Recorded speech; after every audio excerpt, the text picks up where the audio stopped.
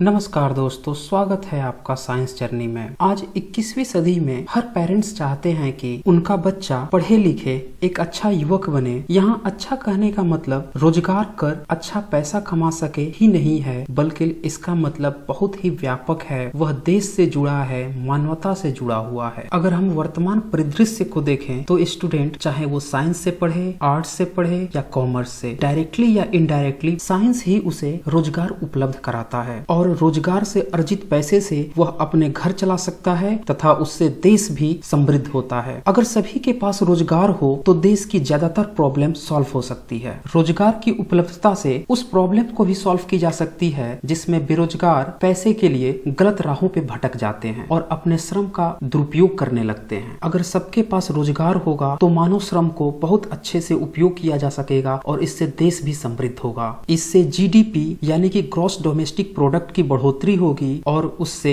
देश की बदहाली और गरीबी भी दूर होगी। छोटे मोटे क्राइम, लूट खसोट, जो पैसों के लिए चोरी डकैती छीना झपटी होती है, उसमें भी अप्रत्याशित रूप से कमी आएगी। पैसों की कमी के कारण आज लोग स्वास्थ्य संबंधी चिकित्सा न लेने के कारण जो मौतें हो रही हैं, उस पे भी रोक लगेगी। कुपोषण, भूखमरी और मानसिक दिवालियेपन से भी आजादी मिलेगी। अगर आप दुनिया के वैश्विक आंकड़े देखें तो वहाँ आप पाएंगे कि जनसंख्या की दृष्टि से भारत दुनिया का सबसे गरीब देश है। हैप्पीनेस इंडेक्स, स्वास्थ्य समस्याएं, क्राइम, रेप, भ्रष्टाचार इत्यादि में भी बहुत बुरा हाल है और ये अपने पड़ोस के छोटे छोटे देशों से भी गया गुजरा हो चुका है। कई हजार साल पुरानी संस्कृति का ध्वंस दिखाने वाले इस मामले पर कहीं भी दिखाई नहीं देते। उनकी सारी ध्वंस सिर्फ कुछ बेतुकी बातों पे है। कोई यह बता रहा है कि पिछले 600-700 सालों में कुछ मंत्रों को इकट्ठा कर लिखी गई किताबें करोड़ों साल पुरानी है, तो किसी का जोर यह है कि जिस भाषा में यह लिखा गया है वो विदेश के भी कुछ स्कूलों में पढ़ाया जा रहा है और वो सबसे पुराना। जबकि आप जांच करें तो आप पाते हैं कि यह पूरी तरह से फेक बातें हैं। हाँ, ये बात जरूर है कि विदेशों में भारत की कुछ भाषाएं पढ़ाई जाती हैं और बदले में भारत भी विदेश की कुछ भाषाओं को पढ़ाता है। जैसे कि आजकल स्कूलों में जर्मन, स्पेनिश, फ्रेंच इत्यादि भाषाएं भी पढ़ाई जा रही हैं। तो सवाल यह है कि धर्म के धंधेबाज जो देश की असल समस्या है, गरीबी, बेरोजगारी, स्वास्थ्य संबंधी सेवाएं, उसकी बात करने की बजाय ये गप्पेबाजी के इतिहास में क्यों व्यस्त हैं? ये क्यों लोगों को भटका रहे हैं गलत गलत गपोड़ेबाजी पैदा करके? और ये हासिल क्या करना चाह रहे हैं? ये जो दिन भर नासा, अमेरिका, जर्मनी में संस्कृत का जो इतिहास बताते फिर रहे हैं, ये क्यों नहीं बता रहे हैं कि भारत में जो 44 करोड़ से भी ज्यादा गरीब लोग हैं, जो अमेरिका की टोटल जनसंख्या से भी ज्यादा हैं, उनकी समस्या का हल उनका ईश्वर, उनका वेद और उनकी ये काल्पनिक गपोड़बाजी वाली कहानियां कैसे सॉल्व करने वाली हैं? या फिर वेद, पुराण, कुरान, बाइबिल को पढ़कर ही और उनके संस्कृत, अरबी, हिब्रू लैंग्वेज सीखकर कैसे ये मुद्दा सॉल्व होने वाला है? ऐसे सवाल सुनते ही इनकी घिघी बच जाती है, ये बगले झांकने लगते हैं। कुछ कपोड़ी हर बार की तरह फिर रोना धोना शुरू कर देंगे कि इतिहास में भारत विश्व गुरु था तो सोने की चिड़िया, तब सब खुशहाल थे। अब ये मुद्दे भटकाने की कोशिश करते हैं और जिस मुद्दे की बात कर रहे हैं उसमें भी इनका इतिहास जीरो होता है। अगर उससे भी रिलेटेड आप प्रश्न पूछ दें तो फिर उसमें भी इनकी गपोड़ी पकड़ी जाती है। अब उदाहरण के लिए, भारत विश्व गुरु था, यह बात सत्य है, लेकिन वो विश्व गुरु कब था, कैसे था, इसकी हमें एनालिसिस करनी होगी। आइए एक नजर इस पे भी देख लेते हैं। दरअसल बुद्धा काल यानी कि 600 BC से लेकर 11वीं शताब्दी तक जब भारत देश में 100 से ज्यादा भी बुद्धिस्ट यूनिवर्सिटियां थी। इन यूनिवर्सिटीज में बुद्धिस्ट टीचर हुआ करते थे और भारत में जो भी एजुकेशन का इतिहास मिलता है, जैसे कि अर्थशास्त्र, खगोल विद्या, तर्कशास्त्र या जो भी प्राचीन विज्ञान, चिकित्सा प्रणाली, मैथ्स, ये सारी इन यूनिवर्सिटीज में पढ़ाई जाती थी और इसमें पढ़ने के लिए विदेशों से छात्र आया करते थे।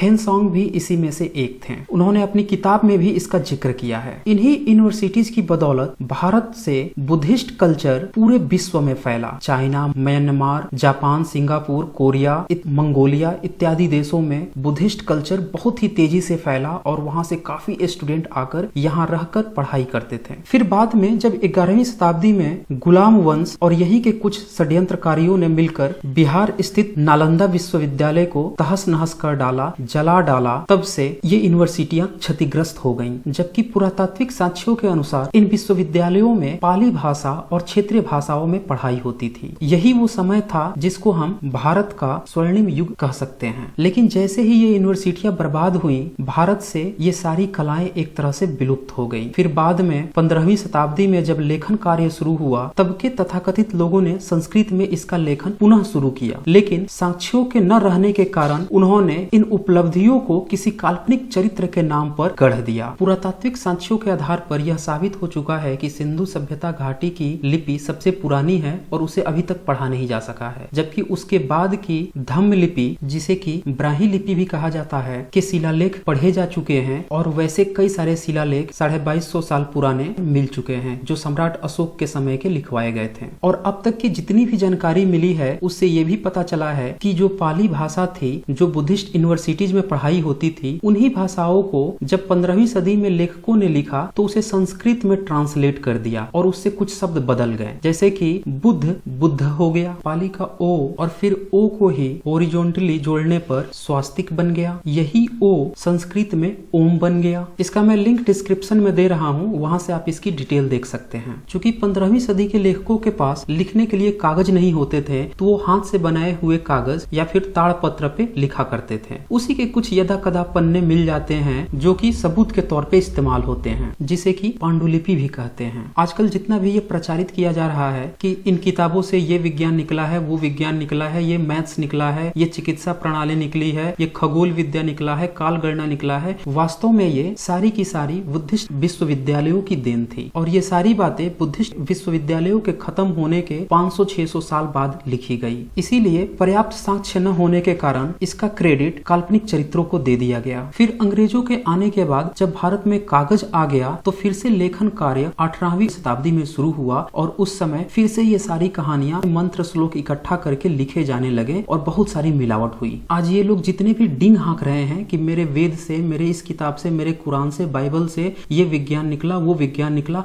आप उसकी ओरिजिनल पांडुलिपि मांग लीजिए, ये तुरंत ही रोना धोना ढपली बजाना शुरू कर देंगे क्योंकि इनके पास सबूत कुछ भी नहीं है। आइए मैं आपको दिखाता हूँ कि सबूत क्या होता है और क्या सबूत अभी तक अवेलेबल हैं। यूं तो इंटरनेट पे बहुत सारी मटेरियल पड़े हुए हैं, लेकिन उसमें से सही मटेरियल कौन सा है और गलत कौन सा है, इसकी जांच के लिए हमें ऑफिशियल वेबसाइट पे जाना होता है। तो सबसे पहले हम यूनेस्को की ऑफिशियल वेबसाइट unesco.org पे जांच करते हैं। यूनेस्को की जो वेबसाइट है, इसके ओपन होने के बाद हम यहाँ सर्च करेंगे ओल्डेस्ट मैन्युस्क्रिप्ट। इससे हमें ये पता चल जाएगा कि दुनिया की सबसे ओल्डेस्ट मैन्युस्क्रिप्ट कितनी पुरानी है। अब ये देखिए, ये ओपन हो चुका है। इसमें यहाँ लिख कर आ रहा है कि the oldest manuscript preserved at the national archives of Georgia, और ये 2014 में सबमिशन हुआ था, इंक्रिप्शन 2015 में हुआ था। जॉर्जिया देश का है, यहाँ पे आप फोटो देख सकते हैं। इसकी और डिटेल से जानने के लिए यहाँ फोटो गैलरी है, यहाँ पे क्लिक कीजिए। जैसे आप क्लिक करेंगे तो आप देखते हैं कि यहाँ पे लिखा हुआ है chronological frame varies between the 9th 20th century, मतलब 9वीं से लेकर 20वीं सेंचुरी के बीच में 900 मैन्युस्क्रिप्ट यहाँ पे अवेलेबल है, यानी कि सबसे पुरानी मैन्युस्क्रिप्ट 9वीं सदी की है। और ये आप ऊपर देख सकते हैं www.unesco.org, ये ऑफिशियल वेबसाइट है। यहाँ पे इसकी गैलरी में फोटो भी दे रखा है। आप इसकी और डिटेल पढ़ना चाहते हैं तो यहाँ से more information on the collection पर क्लिक करके देख सकते हैं। तो इस तरह से हमें पता चलता है कि दुनिया की जो सबसे पुरानी मैन्युस्क्रिप्ट है वो जॉर्जिया देश की है और 9वीं सदी की है। तो फिर ये जो अफवाह उड़ी है ऋग्वेद के बारे में, ये क्या है? आइए इसको भी जांच कर लेते हैं। ये भी यूनेस्को की ऑफिशियल वेबसाइट पे ही चेक कर लेते हैं, क्योंकि दुनिया की सभी लोगों की यह दिलचस्पी रहती है कि यूनेस्को पे उनकी बातों को रखा जाए ताकि ये ग्लोबलाइज हो सके और पूरी दुनिया इसे जान सके। तो अब हम यहाँ टाइप कर देते हैं ऋग्वेद। देखिए आ गया ऋग्वेद यूनाइटेड नेशन एजुकेशनल, और ये भी ऑफिशियल वेबसाइट है www.unesco.org पे। तो ऋग्वेदा के बारे में ये दिया हुआ है, यहाँ पे लिखा हुआ है कि the Vedas are generally known as the scriptures of the Hindu community, however being among the first library document in the history of humankind. चलिए ये तो डिटेल्स दिया हुआ है। 2007 में भारतीय गवर्नमेंट के भी रिप्रेजेंटेटिव एक इंस्टीट्यूट है पुणे में, भंडारकर ओरिएंटल रिसर्च इंस्टीट्यूट, इसने सौंपा था। फोटो गैलरी भी चेक कर लेते हैं कितनी पुरानी है। तो यहाँ पे पेज नॉट फाउंड आ रहा है, आप लोग भी एक बार चेक कर लेना क्यों इनने गैलरी की सारी फोटो हटा रखी है। चलिए फिर और चेक कर लेते हैं register nomination form. Nomination form मतलब ये होता है कि जो भी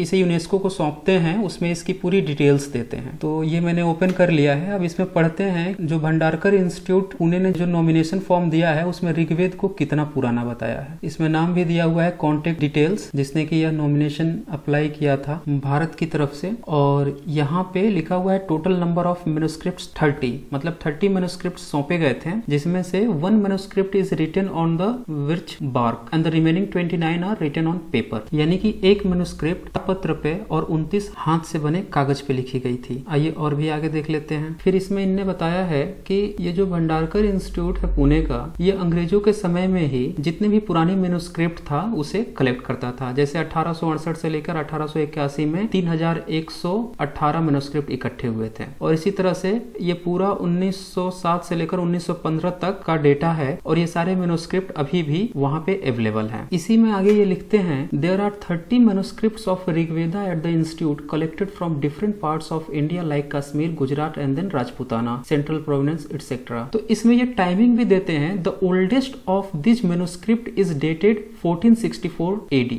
देखिए ये मेन पॉइंट है कि जो ऋग्वेद मिला है उसमें से जो सबसे पुरानी मैन्युस्क्रिप्ट है वो 1464 AD, यानी कि ये 14वीं और 15वीं शताब्दी लगभग बीच की है। तो ऋग्वेद की सबसे पुरानी मैन्युस्क्रिप्ट मिल रही है 1464 AD में, जबकि ग्रीक भाषा में और धम्म लिपि यानी कि ब्राह्मी लिपि में जो शिलालेख मिले हैं वो 2250 साल पुराने हैं, और संस्कृत की कोई भी मैन्युस्क्रिप्ट अभी तक इससे पुरानी नहीं मिली है। तो इसी से आप अनुमान लगा सकते हैं कि बाइबल, कुरान इसके भी बाद में लिखे गए हैं, या उसके जो भी पन्ने मिले हैं इसके बाद में मिले हैं। भले ही प्रैक्टिसेस उससे पहले की हों, लेकिन जो लिखित रूप में मिलता है या जो लिखा जाता है वो 1464 में ही सबसे पुराना मिला है। तो यहाँ से आपको एक बात क्लियर हो गया होगा कि दुनिया की सबसे पुरानी रिलीजियस टेक्स्ट वो कितना पुराना है, और नॉमिनेशन के लिए जहाँ पे इसकी मैन्युस्क्रिप्ट रखी गई है उसने अपने नॉमिनेशन फाइल में यूनेस्को की वेबसाइट पे कितना पुराना पब्लिश करा रखा है। यहाँ से आप बहुत ही आसानी से अंदाजा लगा सकते हैं कि जो आजकल ये दावा किया जा रहा है कि वेद से ये निकल गया, वेद से वो निकल गया, उसकी सबसे पुरानी प्रति 1464 ईस्वी पुरानी है। तो जरा सोचिए, जो ईसा से भी 300-400 साल 500 साल पहले से जो यूनिवर्सिटियां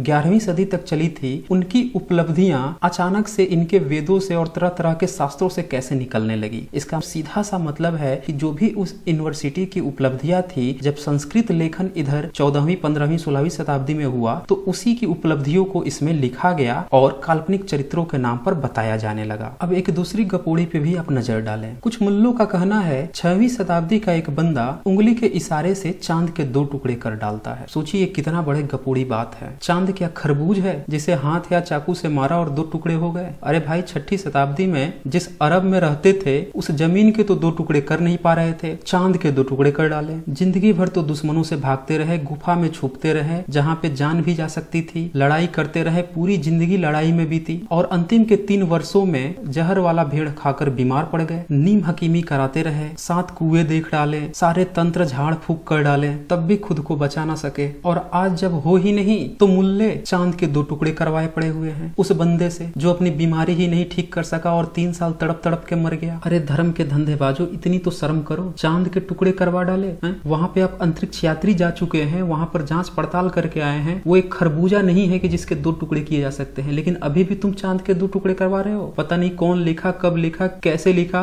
थोड़ी तो शर्म करो, इतनी अकल बुद्धि तो है, या दिमाग भी बेच कर खा गए। अब कुछ पादरियों की गपोड़े भी सुन ले। 2000 साल पहले एक इंसान से पानी के ऊपर चलवा दिया, 2 मछली और 2 रोटी से हजारों लोगों को खाना खिलवा दिया, हाथ छूते ही लोगों के रोग सही करवा दिया। इन गपोड़ियों से मेरा एक ही सवाल है कि तुम्हारे इस तरह के बकवास बातों से, अवैज्ञानिक बातों से और गपोड़ने से लोगों की गरीबी कैसे दूर होने वाली है? जब तुम हाथ छू कर ही लोगों के स्वास्थ्य ठीक करवा रहा था तो ये फैसिलिटी, ये टेक्निक सारे लोगों पे क्यों नहीं अप्लाई कर दिया? सबके रोग दूर हो जाते। जब 2 रोटी और 2 मछली से हजारों लोगों को खाना खिला सकता था तो इस धरती की भूखमरी ही खत्म हो जाती। दे देता वो टेक्निक, बनाया क्यों नहीं? विज्ञान तो जब भी कुछ बनाता है वैसी हजारों लाखों फैक्ट्री खोल देता है और सबको सहूलियत देता है। भाई तुम्हारी इन टेक्निकें कुछ लोगों तक ही सीमित क्यों हो जाती है? क्योंकि तुम्हारी बातें सारी की सारी गपोड़ी है, इसका कोई प्रूफ नहीं और ऐसा कभी हुआ ही नहीं था, और इसीलिए तुम्हें गपोड़ने की जरूरत पड़ रही है। तो अब तक आपको एक बात बहुत अच्छे से समझ में आ गई होगी कि इन गपोड़ियों के पास जो वास्तविक समस्या है समाज की, उसका कोई समाधान नहीं है। सिर्फ इन्हें अपना धंधा चलाना है और इसी धंधे के लिए ये तरह तरह की गपोड़बाजी करते रहते हैं, काल्पनिक कहानियों को फिट करते रहते हैं, जो पाठ्यक्रम में पढ़ाया जा रहा है उसी को गलत बताने लगते हैं। बताइए, पूरी दुनिया जिस पाठ्यक्रम को पढ़ा रही है वो गलत हो गया और इनकी काल्पनिक, अप्रामाणिक, अवैज्ञानिक और बिना सबूत वाली गपोड़ी बातें ही सही हो गई। वाह रे गपोड़ियों वाह। तो अब सवाल यह है कि समाधान क्या है? अगर हम समाधान की बात करें तो समाधान सिर्फ और सिर्फ साइंटिफिक टेम्पर है। जी हाँ, साइंटिफिक टेम्पर। क्योंकि आज आप जितने भी कल कारखाने, जितनी भी technology, factory, manufacturing units, industry, service sector देख रहे हैं इसमें करोड़ों लोग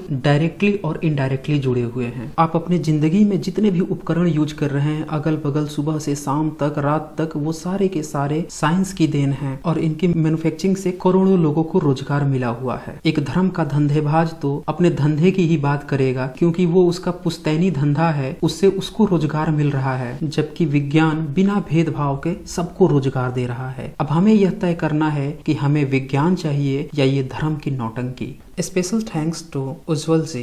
This video is dedicated to all human beings, and if you have any query regarding my videos, must put your comment in comment section. Stay connected with Science Journey. Thanking you.